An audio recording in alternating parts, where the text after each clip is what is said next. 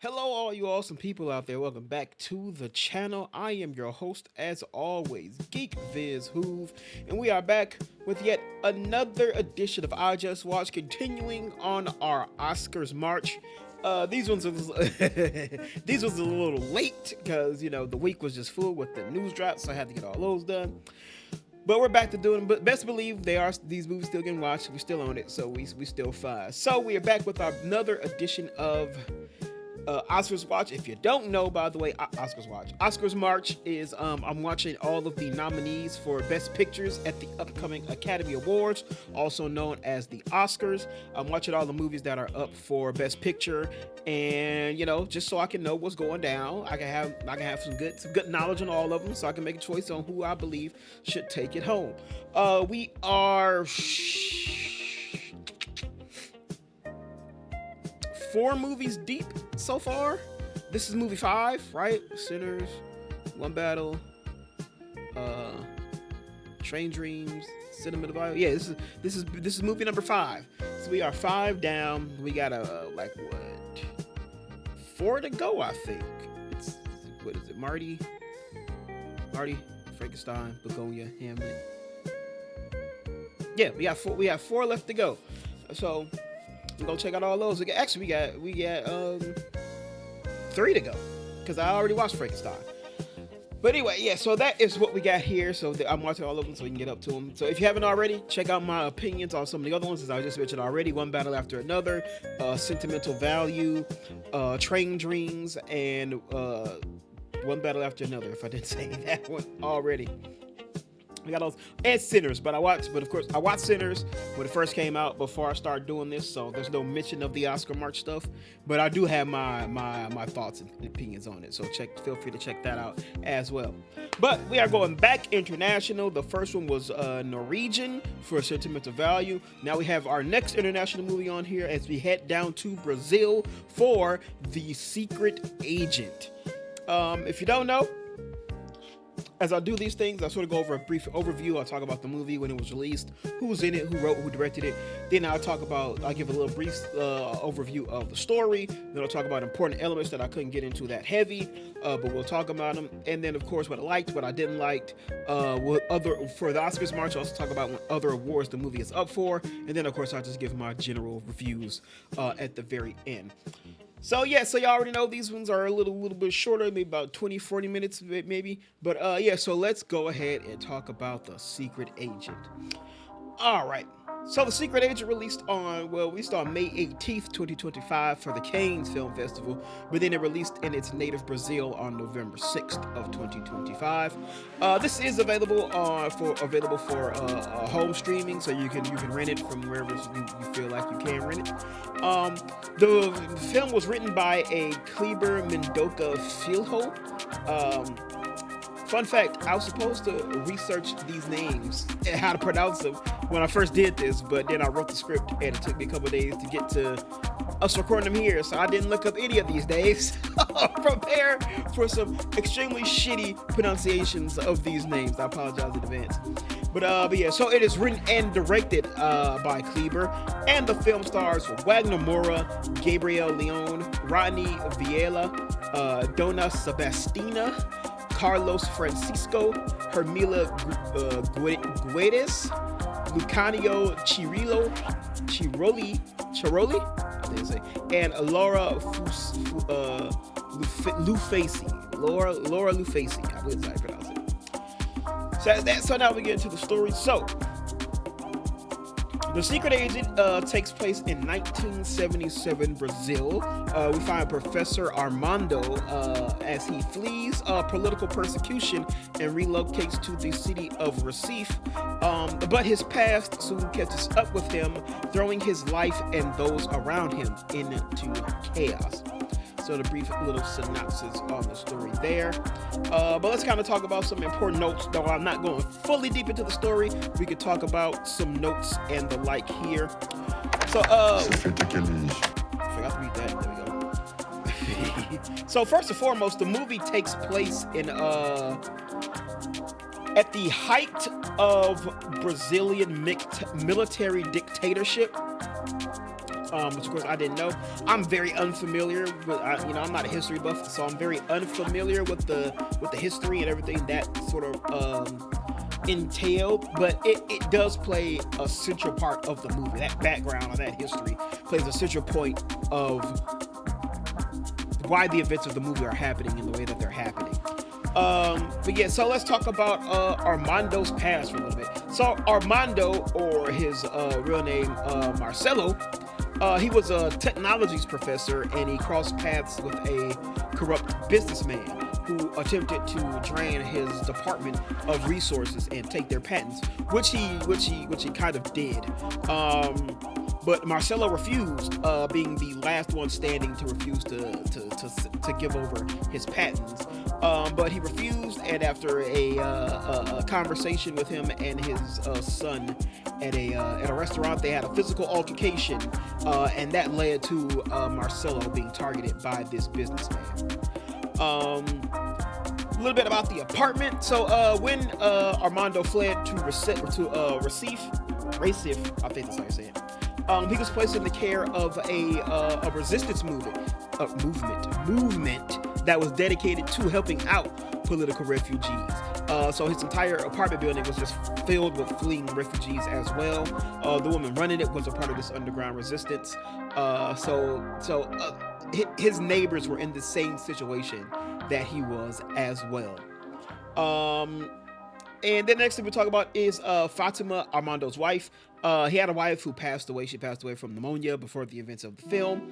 And with that, he was left to care for his son on his own. But as he is in hiding, as a political refugee fleeing, his son is under the care of his in-laws. And that's where we find his son at the beginning of the movie. Then a couple of things real quick to kind of set the stage for the movies. The businessman that he crossed in the past, Henrique, he placed a hit on Armando as well, hiring a father-son hitman duo to hunt him down. And then we also learned that a history student has been transcribing these tapes. Like I said, this takes, so there's a dual timeline here. Everything happening in the 70s here, but there's also another timeline of this student transcribing these tapes of the resistance movement in modern day. So that's going on as well. But yeah, so there you have it for the important elements. Now let's go ahead and kind of talk about some things I liked. And the first thing I want to bring up is that this movie definitely has style. It definitely has a style to it. I'll talk about it a lot more once I get to the what I didn't like side of it. But I did learn that it is in the neo-noir genre, so that made a lot of sense as to why the film looked the way it looked, the style that they went with, the editing that they did, what they did. All of that made sense once I found that out. So it like has a film grain on it with a very, very saturated color. Like a lot of like the oranges and stuff in the film, I feel like I really like turned up. But it's a period piece, so that adds into it as well. So with the wardrobe, the set pieces, the vehicles and everything like that, it all has that good like kind of like grindhouse almost kind of look to it, style to it. So I really did like that. But like I said, speaking of the grindhouse, it'll just take place in the 70s. It has that 70s sort of grind style editing to it too, like a lot of wipes. The end credits in this movie were pretty fucking dope too. But yeah, it had all of that, which kind of makes sense because the important thing in the movie is that a movie theater in the 70s also is like a central location in the movie as well. So I thought it was pretty cool how they kind of connected like that as well.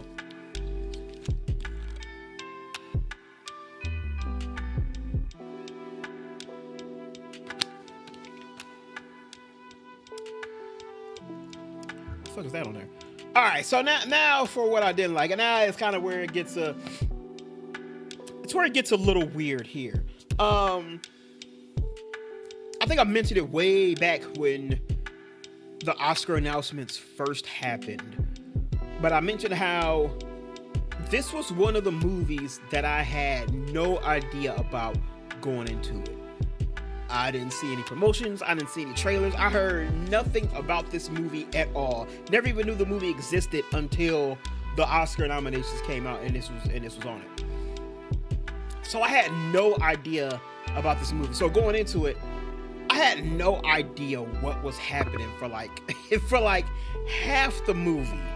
Like I mentioned, it has a dual timeline thing going for it. So there's a present day, which I guess in that one would be the 70s, and then there's the freaking the future one, the modern day, where I mentioned she's transcribing the tapes.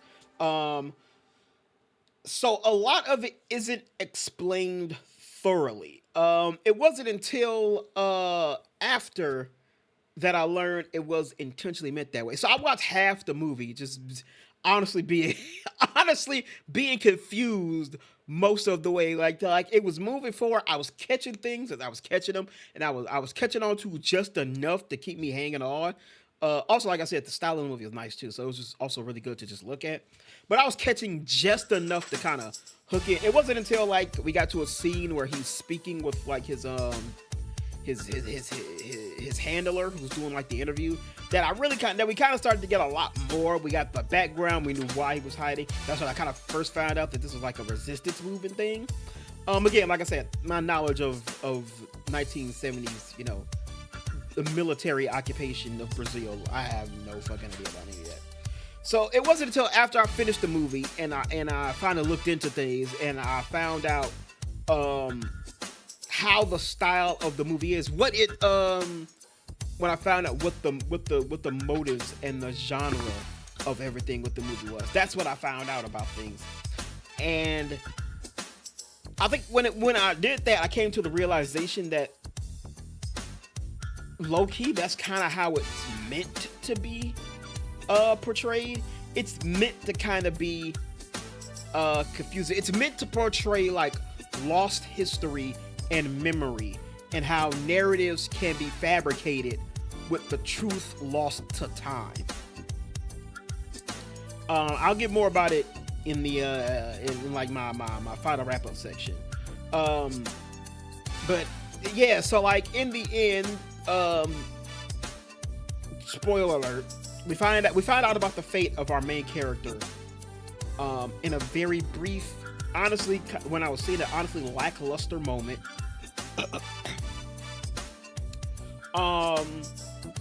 And like I was like, well, that's kind of lame, and then me being lost for most of the movie. But again, that's when I learned that's how it was supposed to be.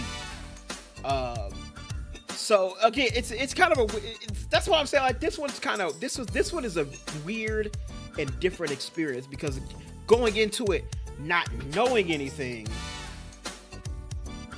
I was lost, confused, had no idea what the hell was going on. But once I learned some things, it became a little different for me. You know what I'm saying? So that's kind of that's kind of the whole thing. So it's a very, what I liked and what I didn't like is very weird and very strange for this one. But like I said, we'll kind of talk a little bit more about it in my final thoughts thing. But yeah, so let's move on to the Oscars March. So this is up for a total of 4 nominations. So there are 3 other ones that the movie is also up for. So of course we know Best Picture. Of course we know it's Best Picture, but some of the other things it's nominated for are Best Casting, International Feature, and Best Male Actor, and that's for Wagner Moura, of course, for that as well. All right, so let's get into my final thoughts. And like I said, this one was a weird one for me. Watching it with absolute zero context, absolutely nothing before we got into it.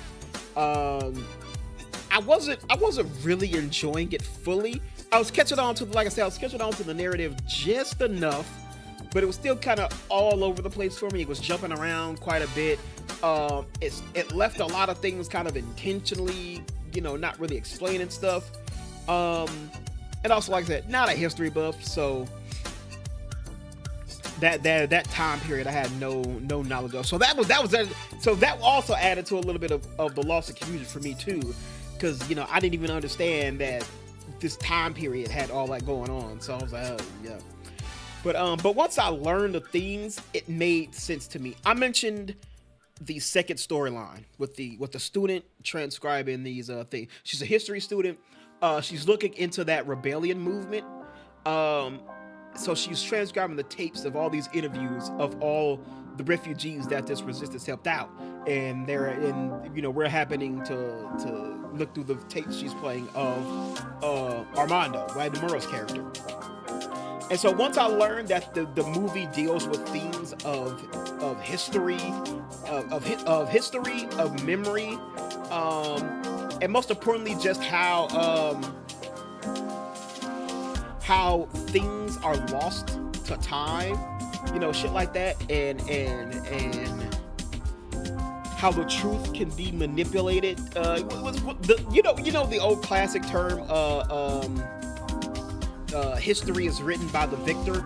That's very much like a big thing for this movie as well. So once I learned all that, shit kind of made sense for me, especially once we got to the student who's transcribing the fucking tapes. And basically I came to the conclusion that